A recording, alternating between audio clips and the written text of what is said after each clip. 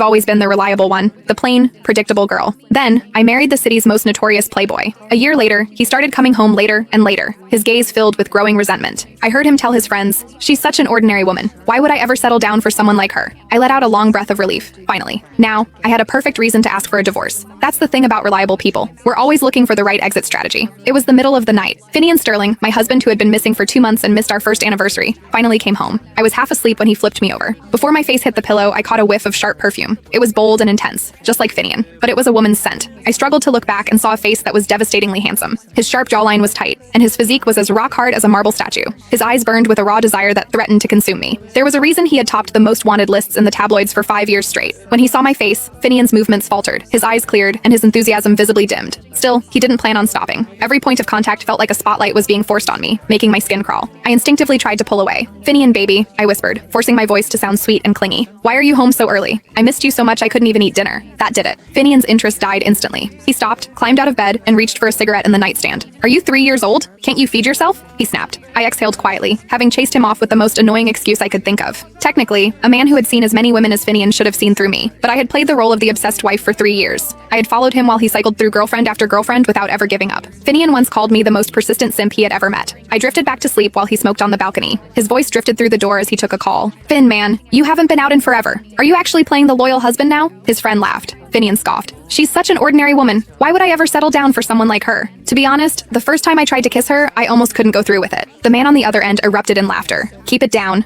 Finian muttered. "It's late, and people are sleeping." Right before I fell into a deep sleep, Finian returned and tossed a small box onto my pillow. I peeked inside with heavy eyes. It was a pair of diamond earrings. They were beautiful, or at least they would have been if I hadn't seen the matching necklace. I knew the necklace cost 10 times more, and that these earrings were just a free gift with purchase. I wasn't angry though. I felt a surge of anticipation. It had been a year. Finian had tried to play the role of the reformed man after we married, but he was finally reaching his limit, and so was I. I'm a reliable person, but I'm also a visual one. I might look ordinary, but I have a weakness for beautiful men. The thought of an unattractive man touching me makes me want to disappear. I've worked incredibly hard my entire life. I knew that without money or family status, a handsome man would never look at me. I crushed my exams, but that wasn't enough. A master's degree wasn't enough, so I got a PhD. With my plain face and my reputation for being a tireless worker, I landed a position at a top-tier federal research institute. I thought I had done enough, but the moment I saw Finian Sterling, I knew I needed more. I worked overtime for my bosses, wrote papers for their kids on weekends, and climbed the ladder. Finally, at a young age, I reached a senior executive level. I finally had the status to pursue a man like Finian. During those 3 years, people tried to set me up on dates. I went to all of them, and every time, I left more determined to get Finian. I would go find him just to wash the image of those average men out of my mind. Once, at 2 in the morning, he needed a sober driver. I didn't hesitate for a second. "Do you really love me that much?" Finian asked. A stunning woman was passed out in his passenger seat, her dress sliding off her shoulder. I nodded firmly. I didn't have a fetish for ugliness. I just appreciated the best.